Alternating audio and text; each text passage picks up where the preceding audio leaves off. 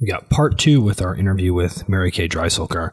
Part 1 got cut short by some internet connectivity issues, so we figured it was worthwhile to do a longer interview and dig into some of the stuff that we missed out on last time. So in this interview, we talk a lot about handling setbacks, handling obstacles, MaryKay's mental approach to training and things not going right, which in the time of COVID-19 is pretty applicable across the board.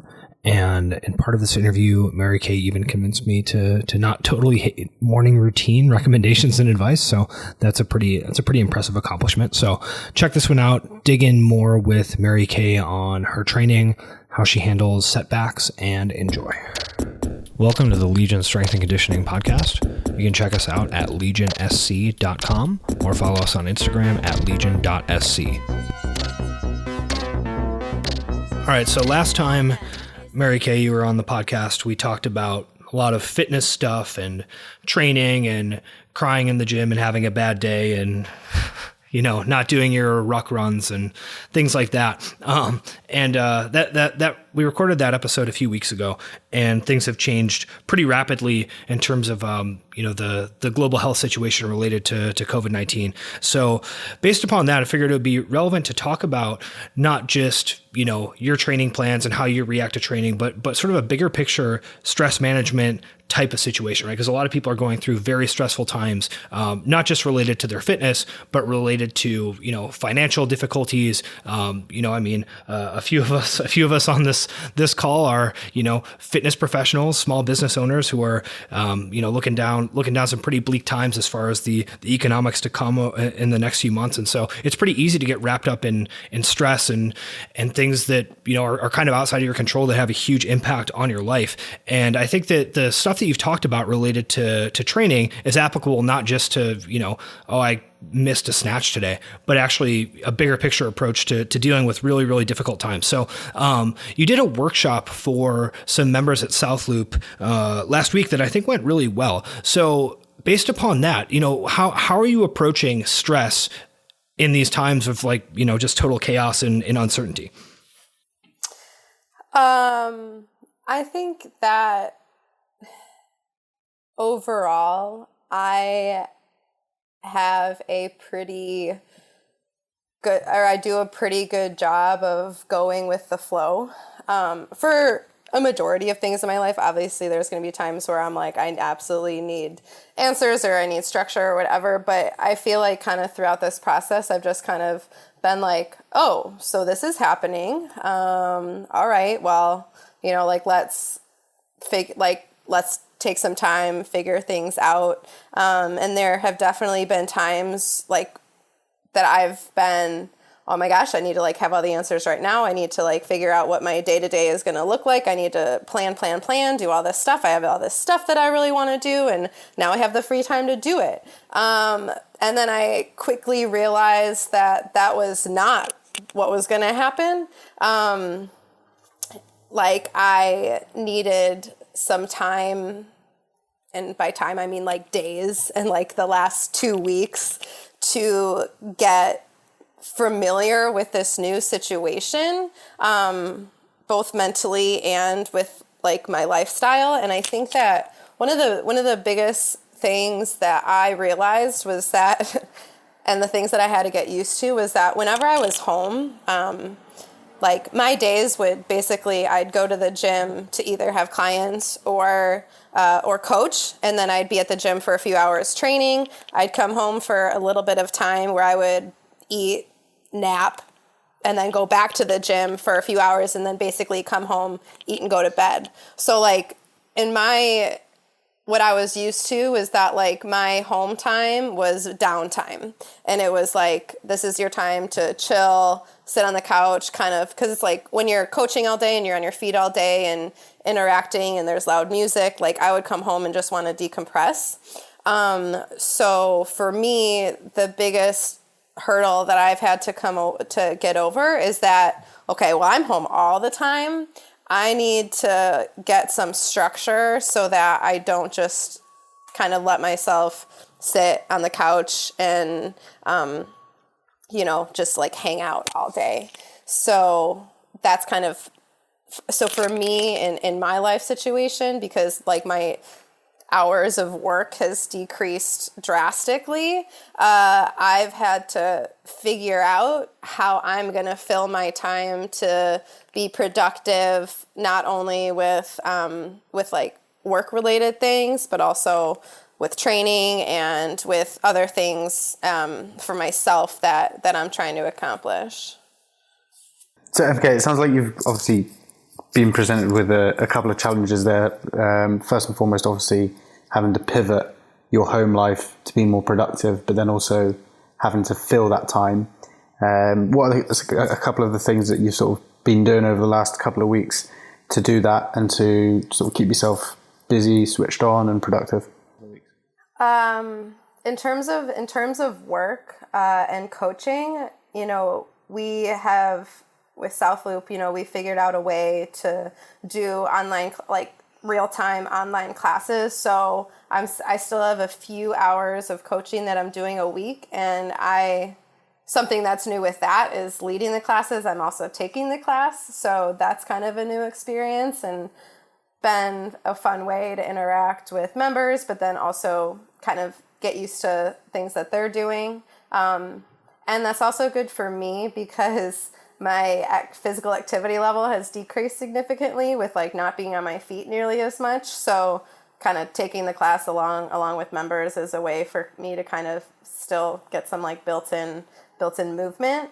In terms of training, like that, I'm working out in my apartment building, in my home, and I definitely don't have access to a barbell, so thankfully I was able to take a good amount of equipment from the gym. So I have an erg, I have some dumbbells, I have kettlebells, a gymnastics mat and stairs and a sandbag. So it's like I have a decent amount of things that I've been working with John, or John's been, programming for me so that I can still be getting a good amount of exercise. And like this week, we're adding more running to my program, which is something that I've always could always get better at. So, trying to just make these adjustments.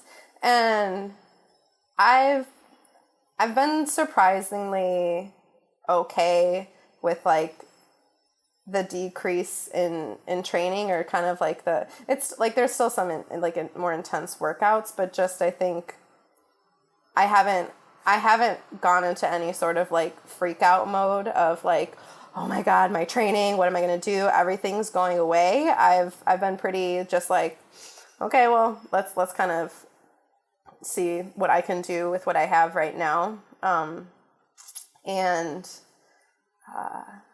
What was I going to say? Oh, something that was a challenge that I have been dealing with is like the actually starting my training, because when I was at the gym, when I would be done coaching and it's like, okay, well, I'm here, go get my shoes, gonna start getting warmed up, and now being at home, I have a ton of time and I don't have a super set schedule. So it's like, well, maybe I could do something around my house. I could do some organization stuff and then work out, or, I can find other things to do. And the whole like starting to warm up process has been like oh wow, like I wasn't expecting that to be hard to do, but finding the motivation, and not necessarily motivation, because it's like I know I'm going to work out, like I know I'm going to get my training in, but just like that initial like flipping the switch to, okay, now I have to go into a training mode, when it was like, oh, I was just like sitting on my bed for a while, like, doing like catching up on emails,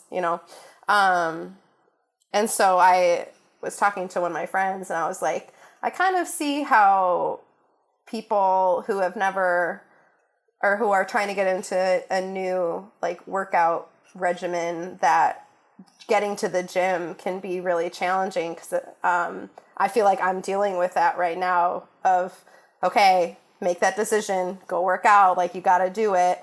And I never realized how much of just being at the gym and basically kind of like quote unquote living at the gym that I do, of just like how much that affected my like ease and willingness to just like start training.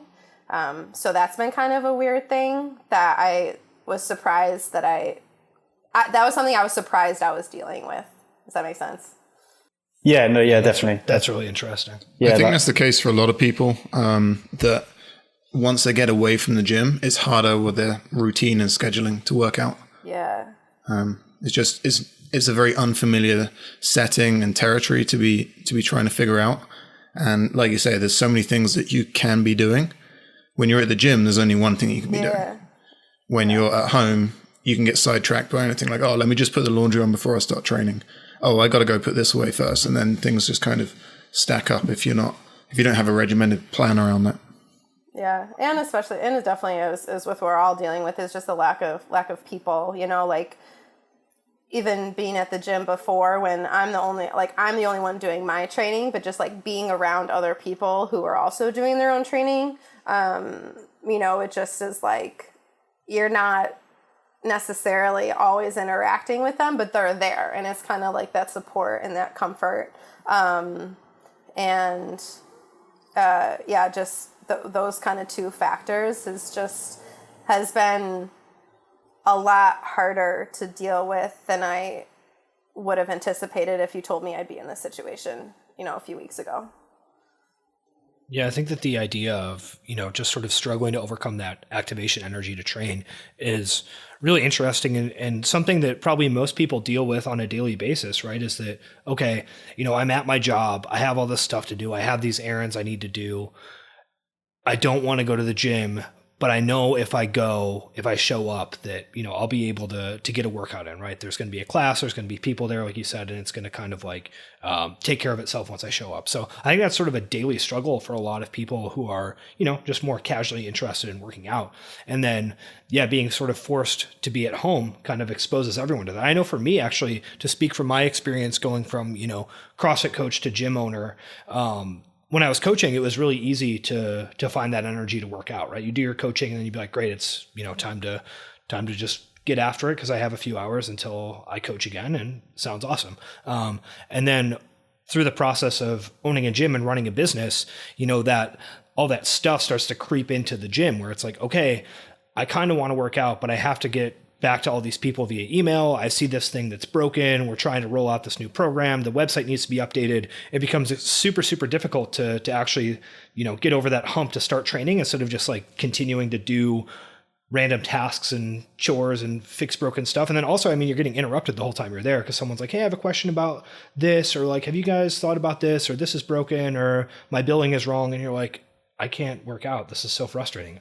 So I think that idea of, having that barrier to training, even though you seemingly have less to do, is super insightful. So what do you do in terms of, I guess, like your emotional reaction to feeling that type of like, I don't even know if it's sluggishness, but, just lack of motivation, let's say? Well, having a coach to answer to is definitely, usually pretty motivating to have to be like, okay, well, I don't want to have to tell John I didn't go get this running done, even though that definitely happens on occasion, but I don't want that happening all the time. But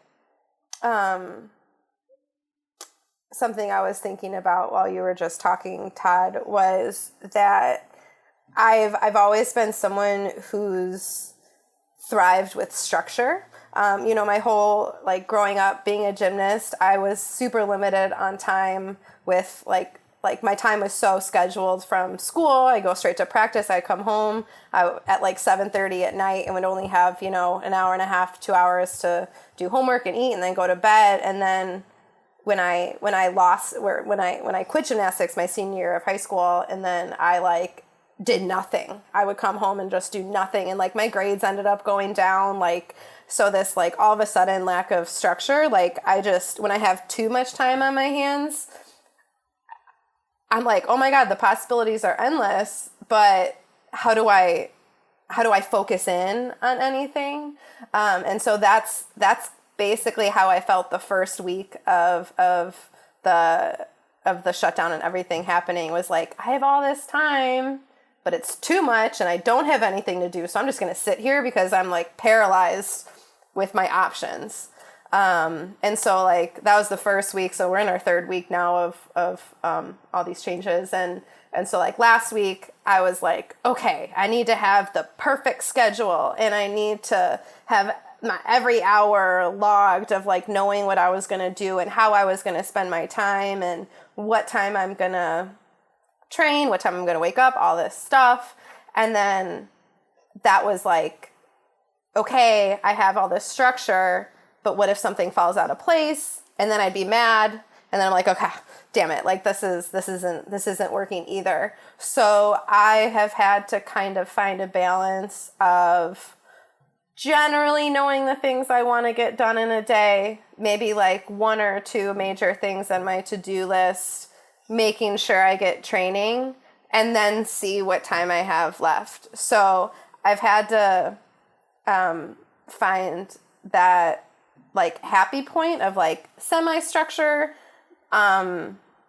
being self-motivated to get stuff done, but also not being too hard on myself if I don't get my entire to-do list done or everything all accomplished all within like the first 2 hours of my day. So that like that was like what going into this week, I'm like, okay, everything's been a little off for a while. Let's see if I can kind of reconfigure everything and figure out what's going to really be good for me and make me feel good and be happy. Like, you know, because we're like settling in to this new schedule and all these changes.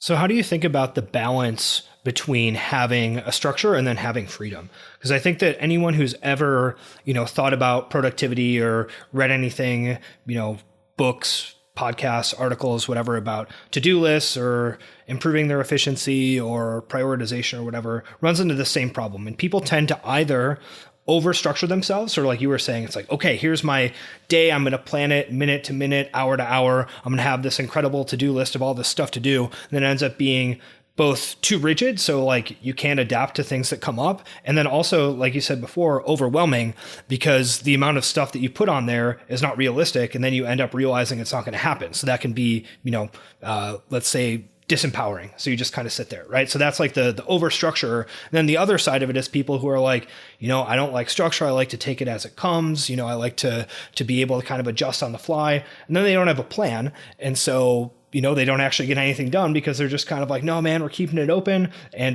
they forget to do stuff and just don't actually accomplish anything. So, there's a sweet spot there, but I think it's really, really difficult for people to find.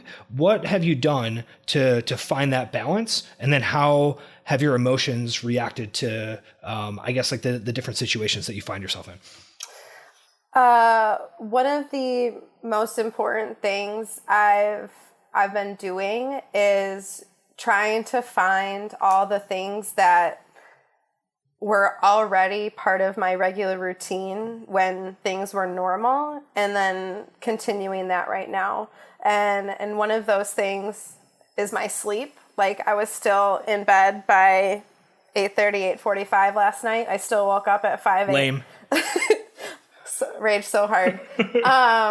I still woke up like I told you before the podcast started, like I still woke up at 5 a.m. even though this 11 a.m. podcast was the first thing that I had on my schedule. So like having my regular sleep schedule, I'm still doing like my regular morning journal routine. I'm still eating the same kind of morning snack I usually would.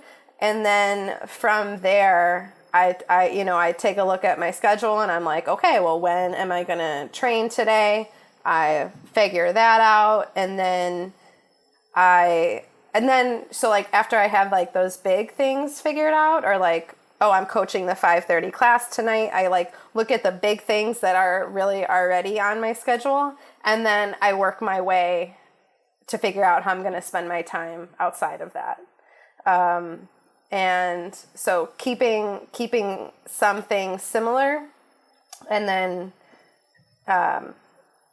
just trying, I feel like I have to kind of look at my day what I have on my schedule that day, like in the morning, and be like, what am I going to train? Because I know that the training needs to happen, or I get to do my training today, and keep some of the stuff as normal as possible.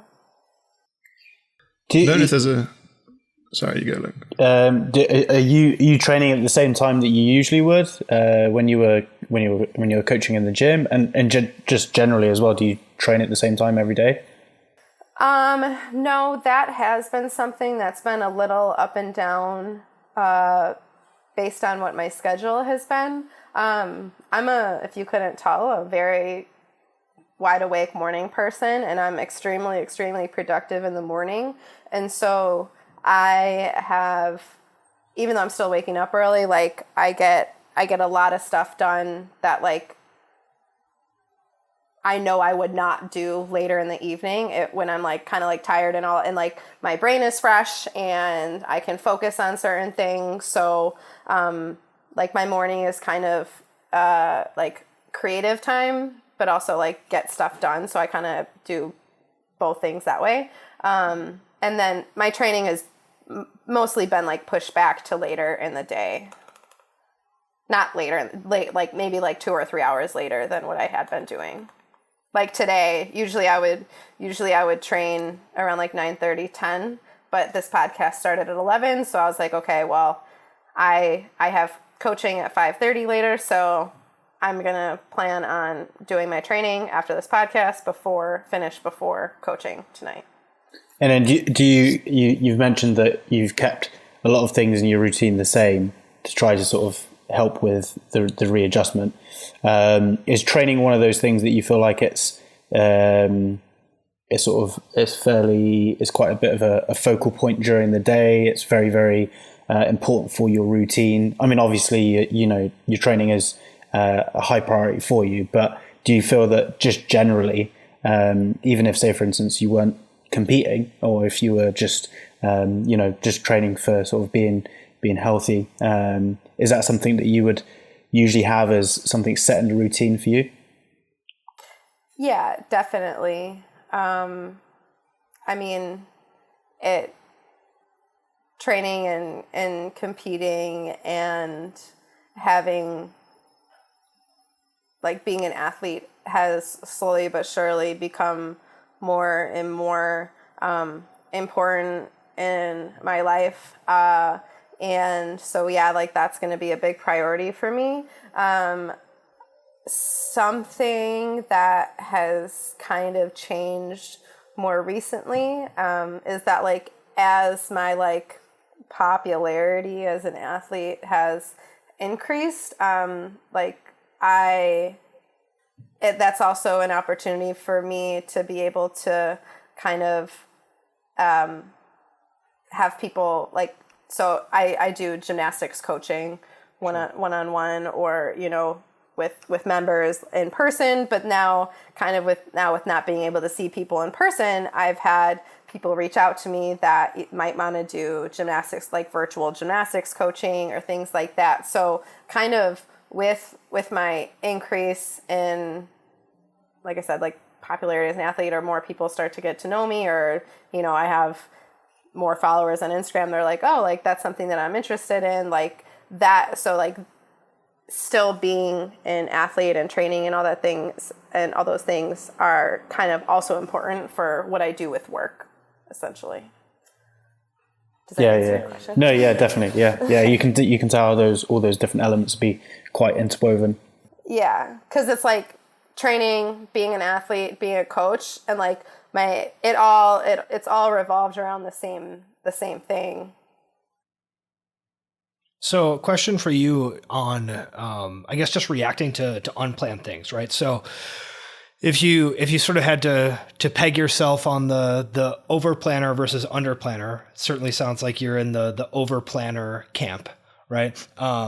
How do you react if you do have a plan for your day and it doesn't work out? You're like, okay, I'm going to get this training done, or I'm going to make sure I respond to all these emails or write this program, and it just doesn't end up happening.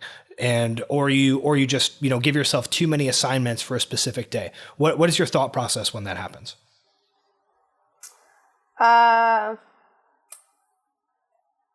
I will probably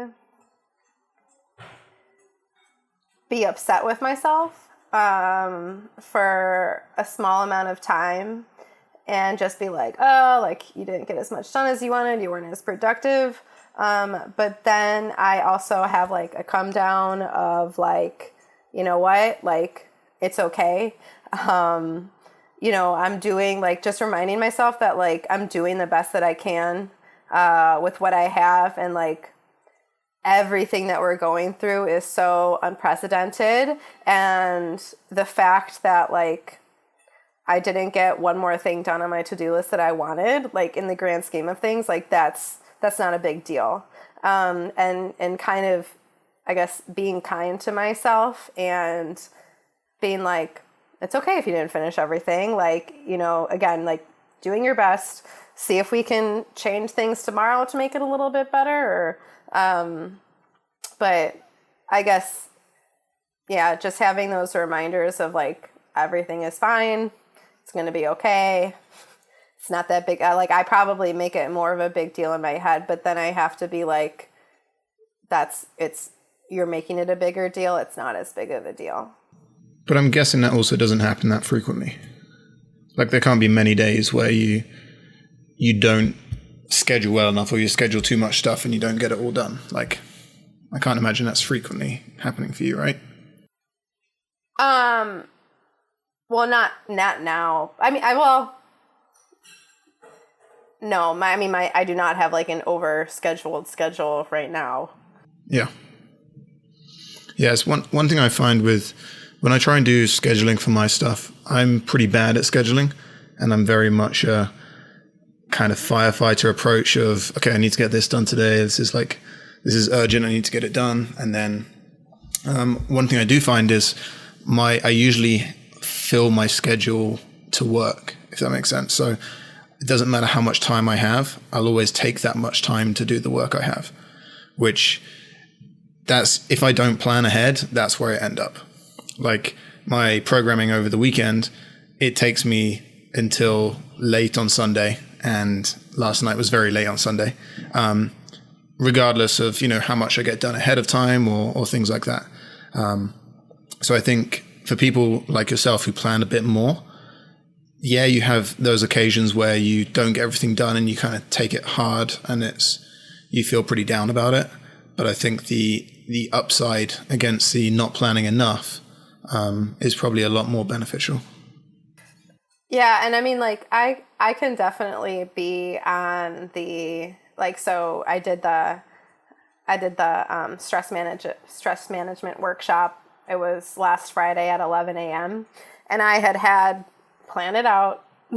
I, like, on my to-do list, it was like, plan for the workshop every day through like Monday through Thursday, whenever I figure it out. I'm kind of in the same boat where it's like, okay, when I actually really need to get something done, even though if I want to plan ahead for it, and that's kind of how I was in school too, like essentially waiting until the last minute. Like, so that Friday morning when I had the deadline of like, okay, you're doing this workshop at 11, like I planned it all out like that morning. So it's like, I kind of think of myself as like a type AB person where it's like, I can definitely go with the flow, be chill, and like do things last minute, as well as like super plan ahead, have everything like done that I want to. So I kind of ebb and flow depending on like what the scenario is. So in that workshop, it seemed like there was some really, really good follow-ups and feedback from members based upon some of the things that you were talking about. What do you think were the most helpful takeaways for people related to stress management? I think a few things that were definitely the most important were, one, often, you know, we think of, you know, bad emotions or negative emotions as like, we shouldn't feel those, like suppress them, keep them at bay, like think something positive, you know, and then that used to be how I was as a person for a really long time too. I was like, I need to be positive all the time. I need to, no negative thoughts. If I start to feel bad, I need to think of go get, my positive affirmation to help switch that around. And I realized that that's a really, really terrible way of living, because just because you kind of put a Band-Aid over a bad feeling that you might be having, that Band-Aid is eventually gonna fall off, and you're gonna be left with kind of those feelings that are still gonna be there. So one of the biggest things that I talked about was not suppressing your feelings or any sort of emotions that you're having, because they're all valid. No matter what you're going through, you have to value those emotions. And when you actually let yourself feel the emotions that you're having, I say emotions are in motion. So they come, you feel them, you experience them, and then you can move on. And also going at the same time as that is you shouldn't judge yourself for how you feel. I think that some people in this situation, they're feeling guilty because their situation, they still have a job where other people have lost their jobs, and they're I'm feeling guilty because I feel bad. And it's no, you're still, just because your situation isn't as bad as someone's doesn't mean that you can't feel bad. And so feeling your emotions and not judging yourself, I think are two things that you need to be okay with. And what was the other thing? Any time that I am going through something, where it's where I'm having a hard time dealing with it, or I'm feeling more down than normal, is just remembering that this is a temporary situation. This is not how I'm feeling right now is not how I'm going to feel forever. This is going to pass. And even though I don't know when it's going to happen, or I don't know when I'll start to feel better, I absolutely believe that I eventually will get there. And I think that in this entire thing that everyone is going through is we have to remember that this is not forever. Even though there's so many unknowns, there's so many questions, you have to remember that this isn't forever. There is going to be a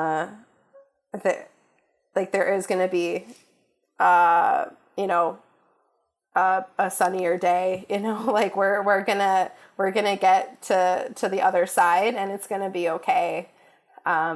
Even though you don't know when that might be.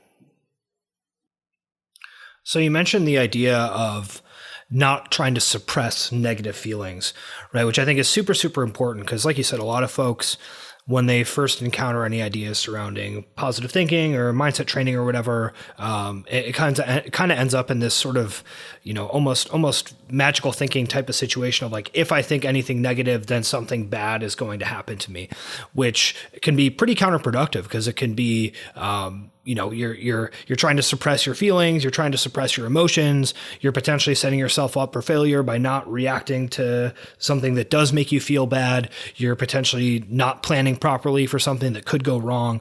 So there's a lot of downsides to trying to focus only on positivity. So for you, what kind of flipped the switch in terms of realizing that you don't need to suppress negative feelings? And related to that, how do you actually let those feelings pass, right? Because you mentioned that they're going to pass, but it's not always easy for people to feel that in the moment. Well, I want to say one thing when you talk about positive thinking, and I actually mentioned this in the workshop, was that people kind of have, people are positive thinking is not just is like you said, it's not only having positive, happy-go-lucky thoughts all the time. Like, it's more of being able to properly handle when negative, like seemingly negative, tough situations come up. So it's being able to almost train your brain to look for the silver linings, look for the good that can come of it. And so like, and that's how I feel like I've grown and like learned to deal with things, is because, you know, in these situations that arise, it can be like, okay, this is happening. And now I can see like any good things that might come of it. So I think that's kind of like something to note about the whole like positive thinking or magical thinking. And it's not just like never having those emotions. It's learning how to deal with them in a healthy way. And then your actual question, what was your actual question, Todd? Well, I hit you with two, which is a poor interviewing strategy. That's okay. Got to keep them one at a time. Well, so I guess I'm curious to know what helped you realize that focusing only on positive thoughts is not actually an effective strategy. Oh, you had asked how you let emotions pass through. Yeah, also that. Okay, I'll answer that one because that's what I wanted to talk about. So, when I say like letting emotions pass, like for me, especially if there's something that's making me really upset or really sad or like kind of just like upsetting emotions. And if I feel like myself, like I kind of want to cry about something, and I'll be like, no, like don't cry. And then usually that might have to take like 2 or 3 times where I'm like, no, let yourself cry. Like that is okay. And so like literally like go into my room, cry for 5 minutes, and then I feel better. And like, so that's an example of letting yourself deal with something. One of the things that I talked about in the workshop too was, you know, if you're dealing with anxiety or worry or any sort of or any of those emotions, it's kind of like, well, put a name to that. Like figure out what it is that's actually bothering you so that you can realize, like I kind of had like a few steps to that scenario of, you know, when we just kind of let thoughts scramble in our brains, or I use like saying like a tornado of emotions going on, that it can feel so much bigger than if we were to actually like call it out and be like, no, this is what I'm feeling. This is the thing that I'm actually anxious about. And then a few questions I said that you can ask yourself is, you know, is what I'm actually worried about, is it real and legitimate? And a lot of times we kind of make things up in our head of like what of like a worst case scenario or something. It's like, okay, is this real? No, that's not actually happening. And then once you kind of come to that conclusion, usually that kind of overthinking anxiety will subside. But if you come to the conclusion that, yes, this is a real threat to me right now, this is something that I am legitimately afraid of happening, it's like, okay, well, is there something that you can do about it? No? Okay, well, now we have to learn to let that go. If the answer is yes, there is something I can do about this right now, then you gotta take some sort of action, and something that this is not something I came up with, but what I've heard is that action brings clarity. So when we're kind of dealing with a lot of things, or indecisiveness of like, I don't know if I should do it. I don't know if I should do this. I don't know if I should do this. It's like, okay, we'll make a decision and take some sort of action, and that will bring some sort of clarity. Because kind of when you sit and stuff, that's just going to keep those kind of upsetting emotions just keep brewing, essentially. I think people can have a hard time because they are both experiencing the negative emotion and then even thinking about, okay, well, let's take an action, that when they think about what they should be doing, they just have a lot of vague ideas of what they could potentially do, and then almost an overwhelming set of choices that they could potentially choose from. So how do you think about trying to take an action when you feel bad and have unclear actions that you could even take?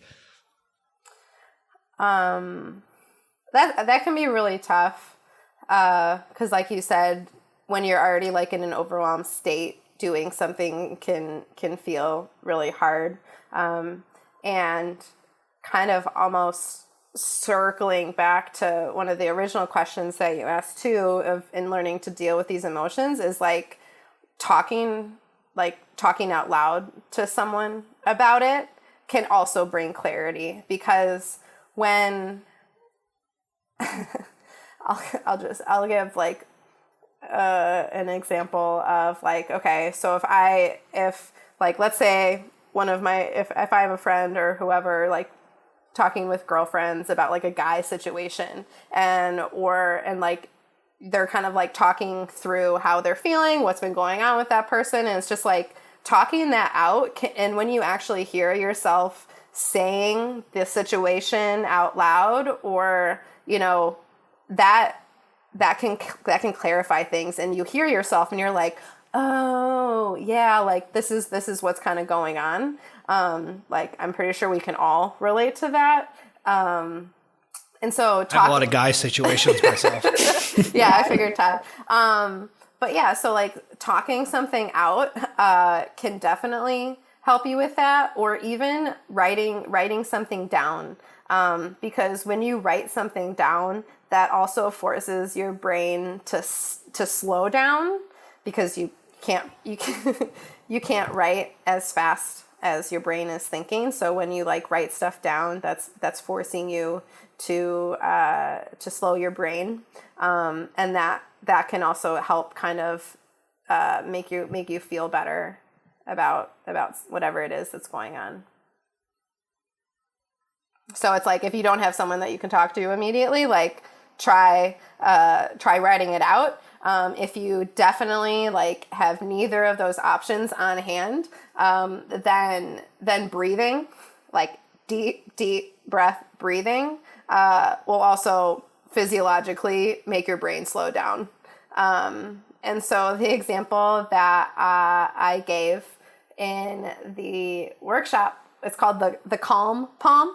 And it's basically just tracing your hand with your finger and breathing in on one side and then breathing out on the other, and doing that for 5 breaths. And then that will calm your entire nervous system down.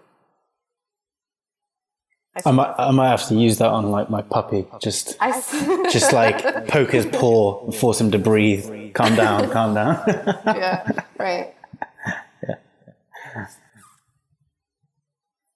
I think Todd, to answer your question, basically anything that forces you to slow down will help the situation. Sure, because people are just kind of spinning themselves up more and more. Yeah. Yeah. It's like once you have some sort of negative emotion or negative thought or worry, that in and of itself, like you mentioned, can actually pass if you don't give it the opportunity to turn into something much more extreme. And that if you end up feeding into it too much, then it just kind of keeps going, and then potentially creates even more anxiety and even more worry. Yeah, and like the skill, something else that I talked about was that, you know, we can't control every single thought that pops into our brain, but what we can do is we have the choice to either believe that thought, or we can choose something else. And, you know, our subconscious does a really good job of believing everything that we feed it, whether it's true or not. And so if you're constantly telling yourself, you know,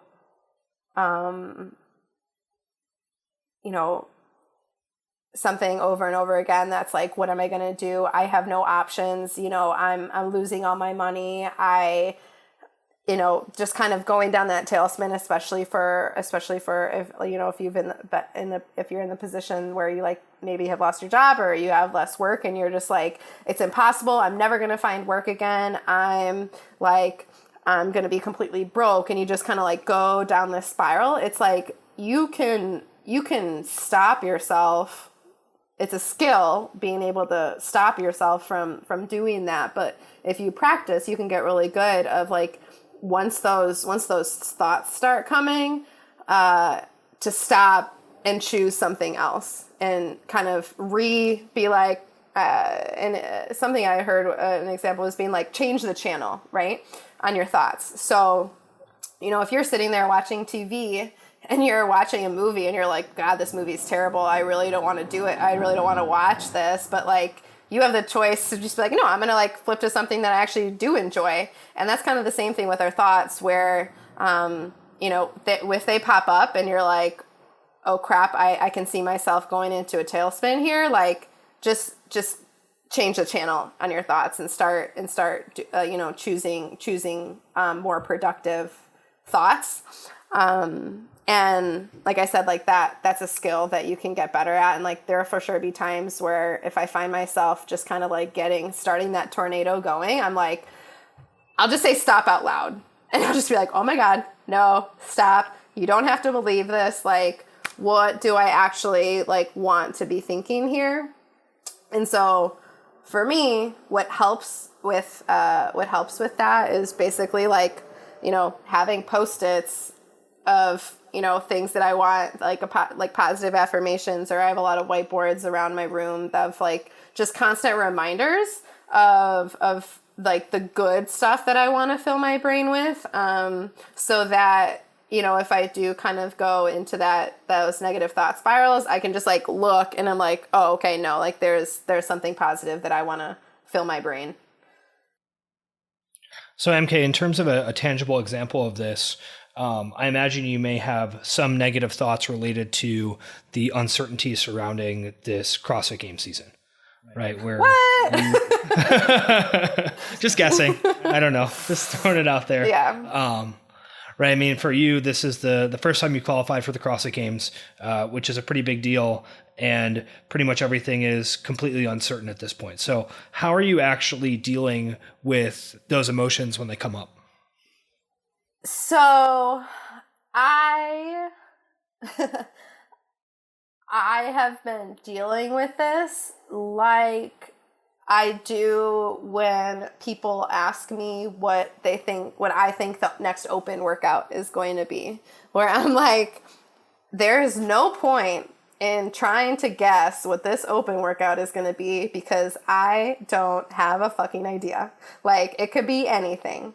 And so I literally have just been like not letting myself really go down that road because I have no idea. So for me, I don't want to have it's very unnecessary for me to start worrying and to start thinking of all these scenarios of like, what if, because that's not productive. And so I'm like, when something is figured out, then I will let myself have emotions and thoughts about it. But like, I mean, John and I had a conversation about this that we're like, okay, I mean, we're just going to keep doing our thing. And then once we know, and then can go from there.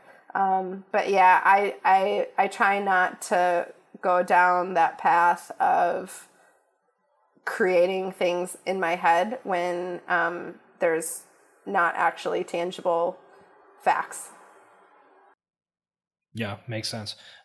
So you potentially feel the worry or you're sort of generating different scenarios, but you've developed the skill to just be like, this is irrelevant. Yeah. Yeah. Like it's very unnecessary.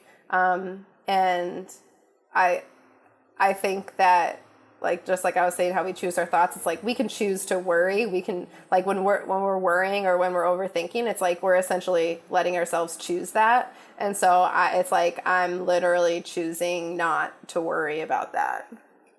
Like it's like an active decision.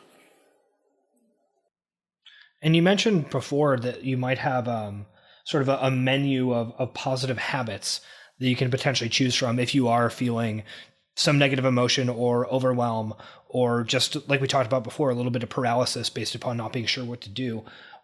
Can you give us an idea of what some of those habits are and how you decide which one to follow?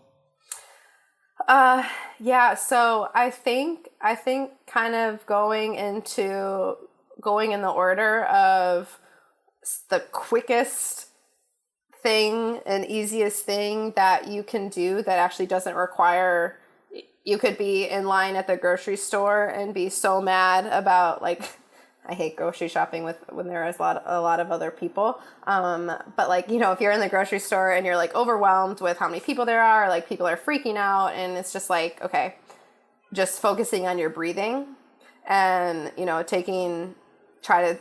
give 4 seconds in and then 5, 6, 7 seconds out, and just giving yourself at least 5 breaths can make a really, really big difference. So like that's one of the easiest things that you can do to calm yourself down if you're feeling stressed. And that's something that, like, I read a book about the power of breathing, and we learn about how, like, if you I'll catch myself throughout the day taking like really, really shallow breaths, and I'm like, oh, like, no, like, notice this, take deeper breaths, and that helps me feel better. Even if I'm not necessarily like stressed out about something, I'll just recognize it and be like, okay, try to start taking some deeper breaths here. And so that's kind of like the easiest thing I would say that you can do.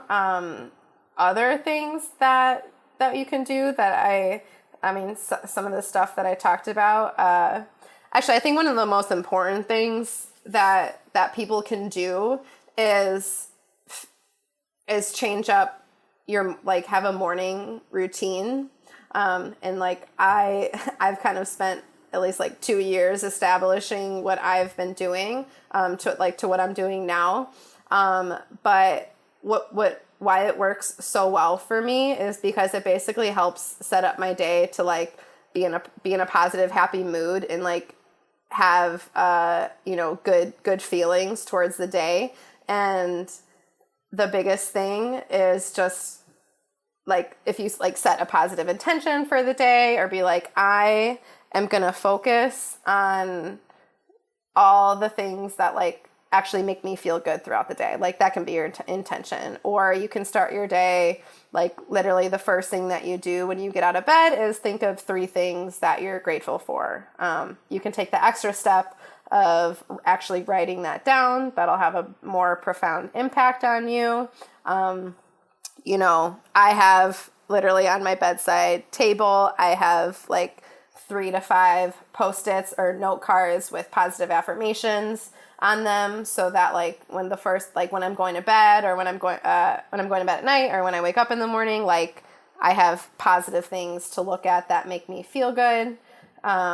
So basically how you start your day, like I think one of the worst things that you can do is look at your phone, and especially if you're a person that is getting all the news information and like stuff about like just like that negative, like something that's not going to be productive for you. If you're looking at that the first thing in your day, that can definitely have a really big impact on how you're feeling for the rest of the day. So like if you want to have a good day, starting it off really well is going to be something that can be really beneficial for you. Yeah, totally. And I think it's interesting because I've, been a critic, let's say, of morning routine based content in the past. And I think that, I sort of stand by the idea that a lot of people will look at a morning routine as a fix for a bunch of other things, right? Where it's like, oh, if I just do this in my morning routine, all of a sudden I'm going to fix all these other problems that I have. And it's like, this is something that's potentially valuable, it's potentially helpful, but it's going to be, it's not going to be a cure for a bunch of other stuff. What I actually like about what you're saying though, is that it's not just about having a morning routine, it's about having a menu of options available to handle negative emotions, right? And you can potentially tie a bunch of those things together in a routine if you are so inclined, or if you're a morning routine skeptic like myself, you can not. Yeah. So like in the workshop, I gave the example of like,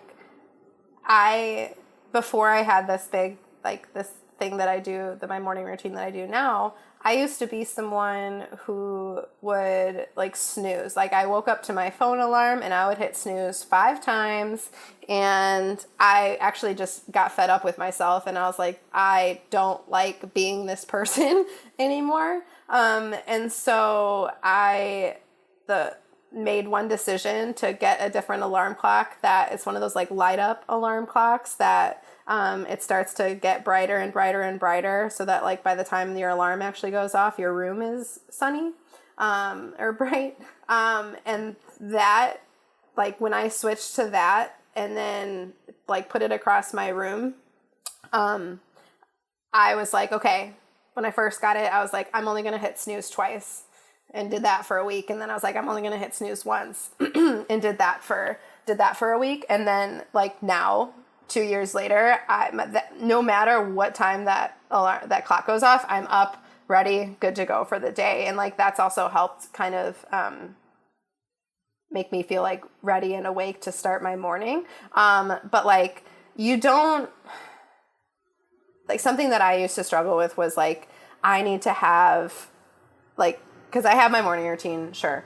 And then I was like, oh, now I need to have like the perfect evening routine. And I'd like want to do all these things that, and like, again, be like overwhelmed with like all the stuff that I wanted to do like before I went to bed at night. And I was like, okay, MaryKay, like settle down. You're fine. The most important thing that you need to do is just like go to bed at the right time. So what I started doing was I just set my phone alarm to go. I go to bed so early, you know this. I'd set an alarm at 8:20 p.m. You know, Sunday, Monday, Tuesday, Wednesday, Thursday, to go off at 8:20 p.m. to be like, okay, start thinking about getting ready to go to bed. And then at 8:30 it goes off and it's like, okay, turn your Wi-Fi off. And so it's like, okay, so I can't like go sit on my phone and like look at Instagram or anything. So those are like 2 things that I started doing. And I'm like, I don't need to have a perfect routine, but if I at least do one small thing, that can then go down a path of kind of creating something that is better for me. So I think that that's something that's really important for people is, you know, like you said, when you hear stuff about like fixing your morning routine and then you have all this other stuff, it's like, make one tiny change, and then that can eventually over time snowball into something that really works for you and can eventually change your life. But like, you know, it doesn't have to be something so giant. Just like start with one tiny thing, one small change that can be productive, and then it can at some point have really, really big impact on you. I think you actually just convinced me that morning routines are more valuable than I thought. Yes. Well, so here's what I was just thinking is that, because again, I'm kind of skeptical of a lot of the claims about morning routines, but what I underestimated is just how much bullshit people are doing if they're not doing a morning routine, right? So it might not be necessarily that the morning routine itself is so valuable. It's that it stops you from doing something just like totally horrible. Yeah. Right? That a lot of people probably do, like you said, hit snooze 5 times and then look at their phone and fuck around on Instagram for half an hour and sort of check their email, but don't actually respond to anything. So then they have 15 different items in their head that they need to do, but probably aren't going to actually do. And then they're just going to feel guilty and bad about it. And, you know, it's not necessarily that, oh, like doing these positive affirmations in the morning has such a huge benefit. It's that it's something to do that means that you don't do the worst possible thing you could do in the morning. Oh, yeah. And so for someone like you, Todd, who, you being a gym owner and like all the things that you have to deal with and like having the emails to respond to and having, podcasts and interviews and so a multitude of things on your plate, and essentially a creator of content. I find that the morning and being up before most people and just having that quiet time is the most beneficial, productive time for my brain to think of creative solutions to problems that I have. So like, even though I might be sitting and like doing my regular journaling, I'll kind of like sometimes just stop for 10 minutes and just like sit there in silence and be thinking about, so like I gave the example of like for the workshop, it was like in the morning and like the quiet hours of the morning that I always leave Post-its and note cards by my bed, because it's in those moments of silence and kind of peace that I'll like think of things that I wanna do. So like I had like 6 Post-its written out of like all the stuff that I wanted to talk about for the workshop, and that all came in the morning.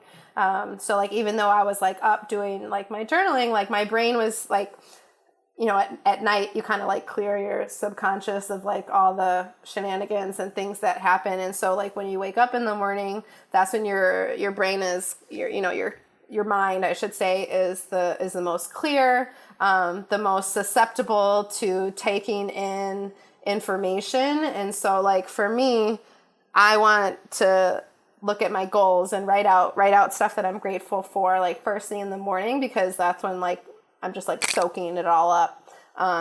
And also being able to look at, if I have some sort of problem in my life or like, a situation that I'm trying to figure out, like it's in the morning that I'll generally have the best mindset about it and and like can think of creative solutions for things. Yeah. And so, and like, because if you're like, oh, I'm going to like, people talk about meditating, I'm going to try to like meditate midday after lunch. It's like, you've already had 4 or 5 hours of things going on in your life that it's going to be like really hard for you to just like kind of sit and chill. And so, that's why I think in the morning, like I don't listen to music or anything. It's just quiet, and it's a time for you to just like sit and deal with things or think through things or, yeah. Yeah, and like you mentioned, there's fewer things that can sort of knock you off course, right? I know Yeah. we were talking earlier about training, and that can be difficult to kind of overcome the hurdle of getting started with that. And I know for me, something that I value that I have a hard time with is practicing guitar. And if I force it into the morning, it will happen. But if I'm like, oh, okay, maybe I'll do it after this meeting, or okay, I'll do it for a few minutes when I get home, the likelihood that actually happens is extremely low, because something is going to come up. You're going to be running late. You're going to realize that something has to be done for tomorrow. And so it just gets shoved aside. But if it's like, okay, this is going to be one of the first things I do before I start working, even if it's for 5 to 10 minutes just to run through some things, it happens consistently. Yeah, absolutely. So it's like, if you have anything essential that you need to get done, dude, just do it in the morning. Dude, where's my car? Yeah. All right, MK. What should people do if they like the things that we've been talking about? Do you want them to follow you on Instagram? I would love that. Yeah, I could. I post, I mean, I don't know if you follow my Instagram, Todd, but like I definitely post a lot of, I would say positive mindset, healthy, happy things on my Instagram to mix up my sporadic training videos here and there. So I would like to think that, I can be a helpful resource for people, not just in, talking about CrossFit, but also, the mindset related topics. And I know that we were talking about doing another workshop, and so I would love, I could talk about this stuff all day, as you can probably tell, but I would, love feedback on different things that people want to talk about, or things like that. Great. What's your username? It's at MaryKay Dry, MaryKaydrei. Thanks for listening. While you're here, go ahead and head over to your podcast player, subscribe to the show, give it a rating, give it a review, all that good stuff. You can also go ahead and click through to the show notes where you can find out more about us at legionsc.com, and also follow us on Instagram at legion.sc.